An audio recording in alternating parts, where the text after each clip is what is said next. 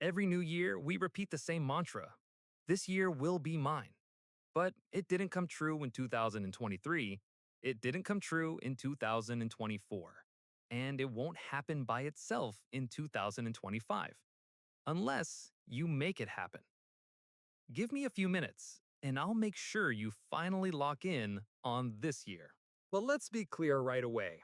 I am not here to motivate you. Motivation is like a sugar rush. It comes fast and disappears just as quickly. I'm not selling you sweets. I'm giving you an outside perspective, tools, and that tough push you need for this year to truly become yours. I'm not saying you never tried. Of course, you took some steps, or at least told yourself you did.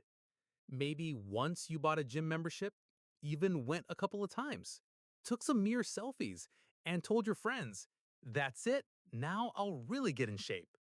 But 2 weeks later, the schedule broke. Work piled up, friends called, fatigue won. And now the membership gathers dust in your wallet while you keep telling yourself there wasn't enough time. Or maybe you wrote down a few goals on paper, but they were so vague it was easier to ignore them than to act on them. I want to be better. Sounds nice, but better at what? How exactly do you measure that growth? You can repeat such words every day, but without specifics, nothing changes. It's like breathing. You've been doing it since birth. It's a basic function, but it doesn't prove you are developing.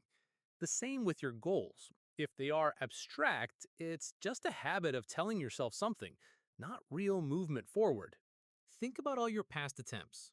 You started learning a language but quit after the fifth lesson. You opened a book but never finished it. You made a to do list, but by the evening it turned into a set of empty promises. And if you're honest, the problem wasn't that you didn't try. The problem was that you never finished and replaced action with talk about action. The truth is simple. You do have time. Everyone has the same 24 hours a day. The difference lies in how people use them. Some spend them on endless feeds, games, and excuses. Others on actions that bring them closer to results. And this is the main line between I'll try and I'll do. How many times have you told yourself, I'll start when I have free time? But free time doesn't appear. You must create it. You must consciously set priorities, cut the excess, stop feeding your weaknesses. Only then will your hours stop slipping into nowhere. Remember, you don't have a time problem, you have a choice problem. The question is, how do you fill your 24 hours? Let's count. 24 hours in a day. Sleep, 8. Work or study, another 8. Food and household, 2 more. That leaves 6 full hours. What do you do with them? If you can't answer without hesitation, there's your problem. We live in a unique time. Never in human history has access to knowledge been so easy. Today, you can learn almost anything and almost for free. What people paid huge money for 20, 30 years ago is now open to you in a couple of clicks. Want to start a business? No need to reinvent the wheel. Online, you'll find ready made instructions, templates, step by step courses. Even artificial intelligence can suggest a strategy, write a business plan, help with ads. The question isn't whether you have the opportunity, but whether you use it. Want to get in shape? No problem either. There are hundreds of workout apps, YouTube channels with free programs, communities of people ready to support you. In your pocket is a personal fitness trainer ready to work 24/7. But do you use it? Or just scroll memes? Want to master a skill? Go ahead. Online platforms, from Coursera to Udemy, from Skillshare to free lectures on TikTok or Telegram. Everything is there. Languages, marketing, coding, editing, public speaking, psychology, drawing, music. Today, your phone is a whole university that never closes. So here's the key question. Why do you use this powerful tool just to mindlessly scroll? Why not turn your smartphone into a personal gym, a library, a business partner, instead of a toy for killing time? Technology itself is neutral. It's not the enemy. The enemy is your approach. A phone is a tool, and if you treat it like a toy, don't be surprised when your results are a joke. Those who use their phones to build their future gain new skills and opportunities. Those who waste hours scrolling gain only fatigue and regret. The choice is yours. Use technology as a weapon of growth or as the clown's toy that makes a fool out of you. But even a tool is useless without a system. Saying, I want to save money sounds nice, but where's the system? Do you track expenses, automate savings, or just hope for a miracle? The same with fitness, studies, relationships. Without a system, goals die.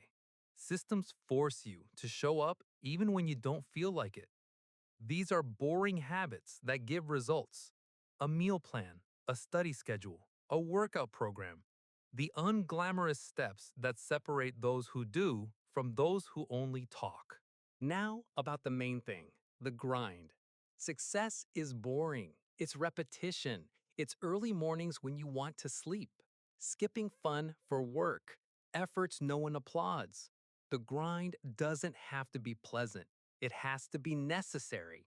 The sooner you stop expecting enjoyment at every step, the faster you'll see results. And today, grind doesn't have to be old school. We live in the richest era of resources in history. Knowledge and opportunities are everywhere. Want to earn more? The internet is full of options. Want to learn coding, public speaking, drawing, music, editing? Lessons are there. You don't have an access problem, you have an action problem. Watching motivational content is not the same as acting. Stop being a passive consumer of inspiration. Become an active participant in your own life. And let's destroy one of the most harmful myths right now, the myth of balance. They sold you a pretty picture, as if you can perfectly combine work, personal life, rest, self development, and never deny yourself anything. As if you can arrange it all so there's time for career, sport, family, hobbies, and still a couple of hours for yourself. It sounds nice, but it's a lie. Reality is different. If you want something truly valuable, you'll have to sacrifice something. You can't watch series for 3 hours, game, hang out every evening, and still build a career or a strong body. You'll have to let go of the secondary for the sake of the main. And that's normal. It's important to understand. Cutting the excess isn't about burning out or working yourself to death. It's about priorities, about putting your goal at the center of your life and aligning all other decisions with it. Not a goal as an addition to your schedule, but as the main reference point. Imagine a scale. On one side, you put everything familiar and pleasant entertainment, habits, easy pleasures. On the other, what you want to achieve money, fitness, knowledge, projects. If you seriously choose the latter, the first side will inevitably get lighter. That's the law. You cannot hold balance if you are truly moving forward. So ask yourself honestly, what's at your center? Are you building life around your goal? Or just trying to squeeze it into tiny leftovers of time after shows, hangouts, and chats? Because goals on leftovers don't work. They are not achieved, they are either put at the top or lost. Remember, your life is not elastic. If you want growth, you must set priorities as if everything depends on it, because it does. So the main question is, are you really trying? Or just pretending? There is a difference between trying a little and being consistent. The first gives a short effect, if any at all. The second changes life. If you're not where you want to be, ask yourself, is the world stopping you? Or have you not fully switched on? You can't give half and expect the full result.